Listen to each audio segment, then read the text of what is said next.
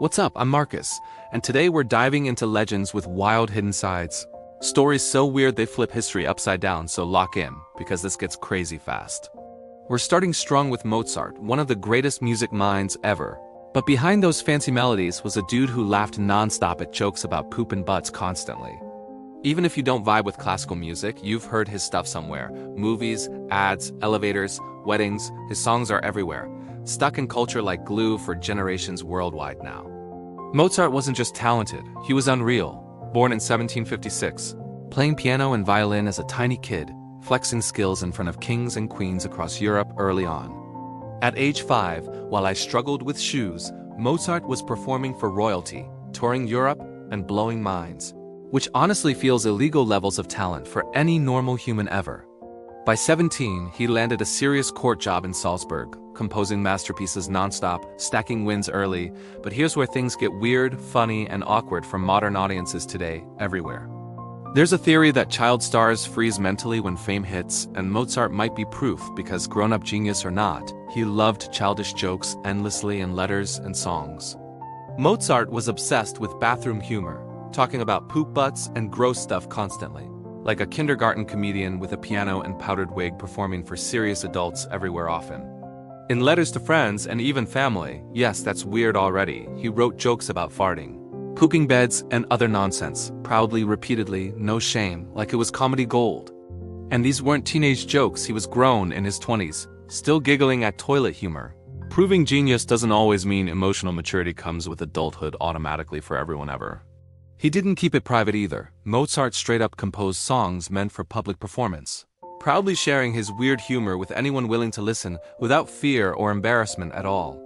One famous piece is a choir song whose title literally means lick me. Yeah, actual trained singers performing lyrics about licking butts with serious faces in concert halls worldwide today. Imagine dressed up vocalists in suits, standing straight, singing these wild words perfectly. Because Mozart wrote it, and classical tradition says you respect the notes no matter how silly it sounds. Some translated lyrics are straight up insane, like asking someone to lick quickly, faster, right now. Proving Mozart absolutely knew he was trolling future generations with classical music forever and ever. The funniest part is knowing he succeeded, because centuries later, people still perform these songs seriously, never laughing, while the audience slowly realizes the meaning and loses composure hard inside. So yeah, Mozart was legendary, but also immature, silly, and weirdly honest. Proving even history's brightest minds had childish sides they never outgrew despite talent, fame, success, and praise worldwide. Next up is Thomas Edison, a name tied to light bulbs and genius. But behind the glow was a ruthless businessman who played dirty to win at almost any cost. Most textbooks paint Edison as heroic, but real life shows ego, greed, and obsession with control, especially when competitors threatened his inventions and profits in the growing electric industry era. Edison loved suing people, like really loved it. And when he helped create early movie tech, he turned lawsuits into a weapon against filmmakers trying to work independently without him. He opened America's first movie studio in New Jersey, then formed a patent trust that basically said pay Edison or don't make movies at all if you value survival there. Because he owned so many patents, filmmakers on the East Coast were trapped, constantly sued, broke, and stressed, until they decided to escape far away from Edison's reach entirely forever. That escape led them to sunny California, where Edison's lawyers couldn't easily chase them, and boom, Hollywood was born out of fear and survival, not dreams or creativity at first.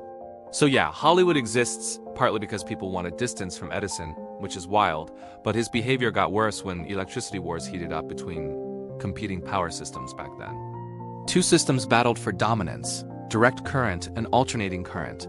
And Edison had money locked into DC, so losing meant massive financial pain and damage to his reputation nationwide globally. Instead of adapting, Edison went savage, claiming AC was deadly, and to prove it, he staged public electrocutions of animals using alternating current to scare citizens and officials watching live. He shocked dogs, cats, and other animals in front of crowds, all to make AC look evil, which is disturbing, cruel, and straight up unnecessary by any moral standard ever known. The worst moment came in 1903, when an elephant named Topsy was killed publicly, electrocuted to push Edison's agenda, and even filmed so horror lived forever on early film reels. The stunt failed though, AC still won, powering the world today.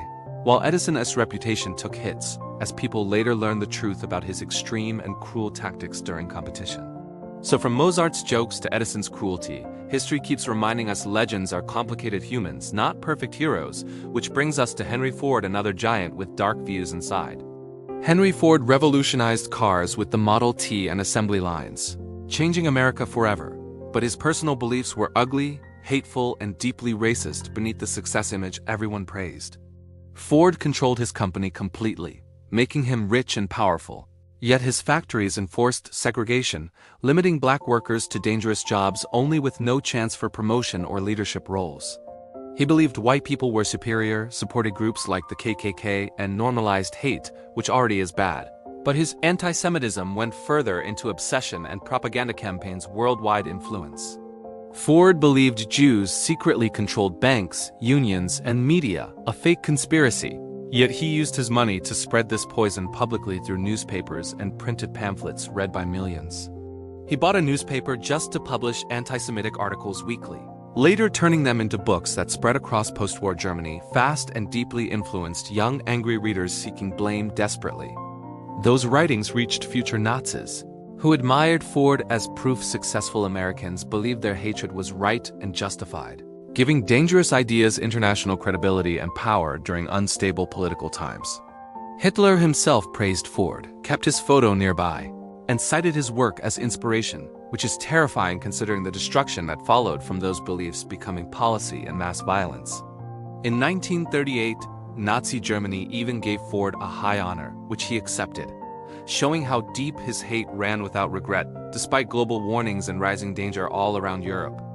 Ford died years later, but his ideas left scars, and it took until 2014 for his company to appoint its first Jewish CEO, showing long-lasting impact clearly on corporate culture.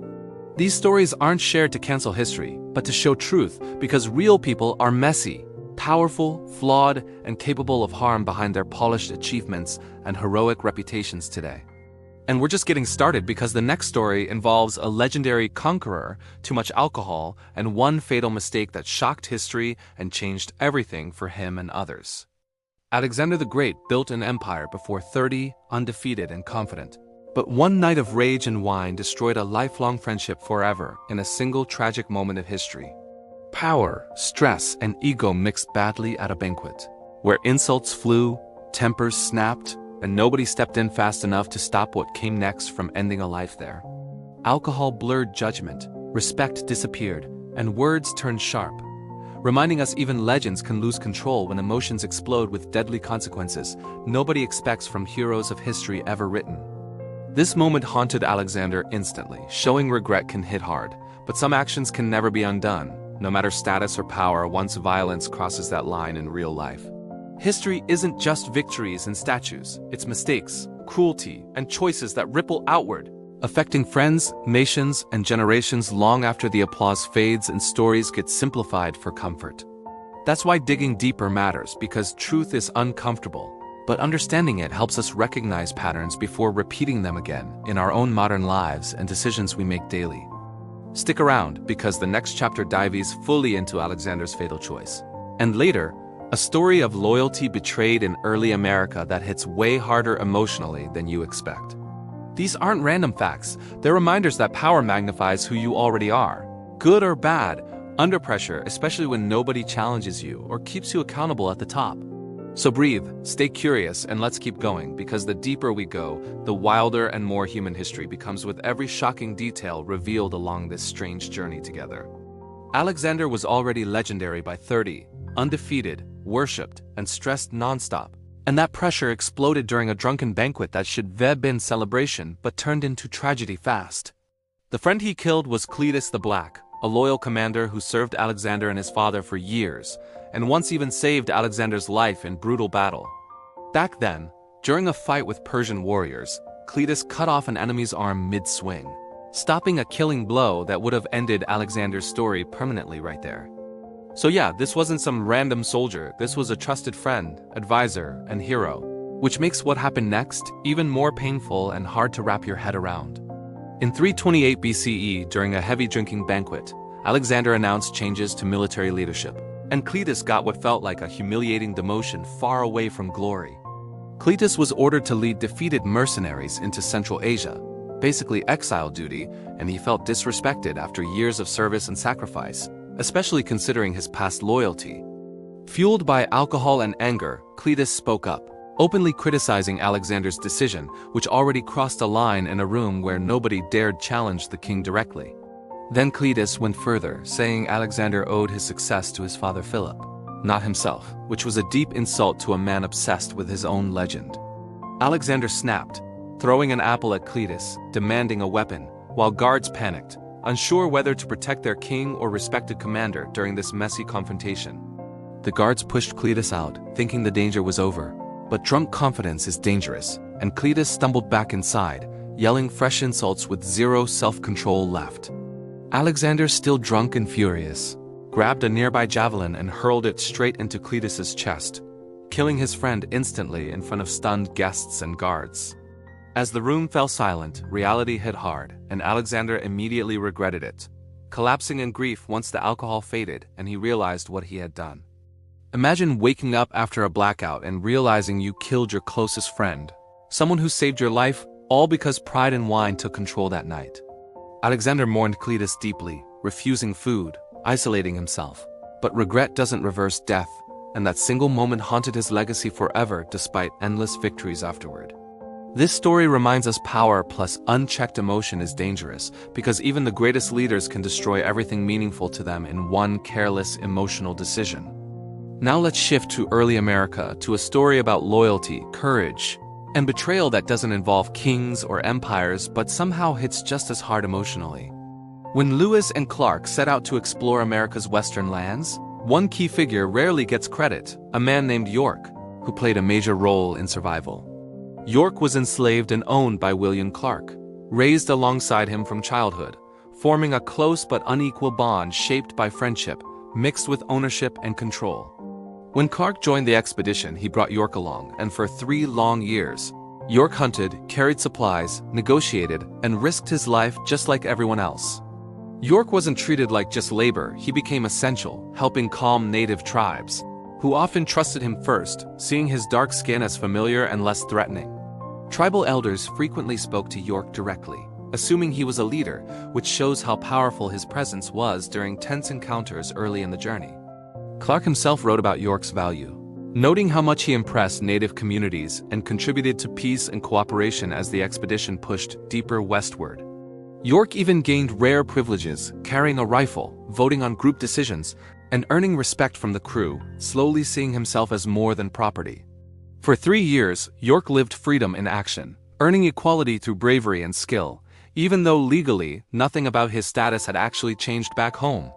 When the expedition ended successfully, every man was rewarded with land or money, except York, who returned to chains despite everything he sacrificed and achieved. York asked Clark for freedom, believing he earned it, but Clark refused, offended that York even dared to ask after everything they'd survived together. That rejection is brutal because Clark treated York like an equal when it helped him, then snapped back to ownership once society expected it again. When York kept asking, Clark punished him, ordering him whipped and sent to harsher labor, erasing years of shared struggle with cold authority and entitlement. Some records claim York was freed years later, but historians debate that, and many believe the story was softened to protect Clark's legacy from criticism. What's clear is York gave everything, loyalty, labor, courage, and got nothing in return, showing how deeply unfair systems crush even the most deserving people.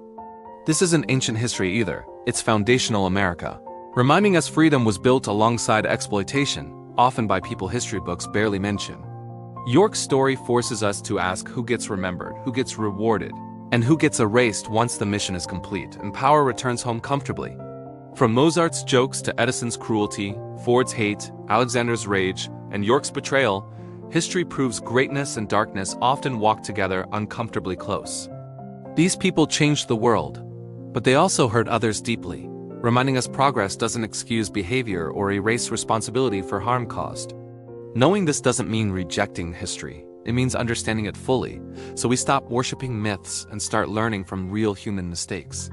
Because ignoring flaws lets them repeat, but facing truth gives us power to choose better paths than those before us ever did.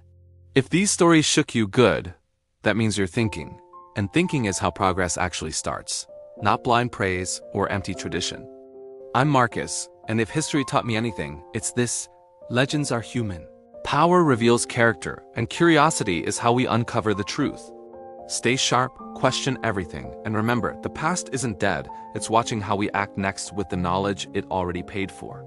Like, subscribe, and share.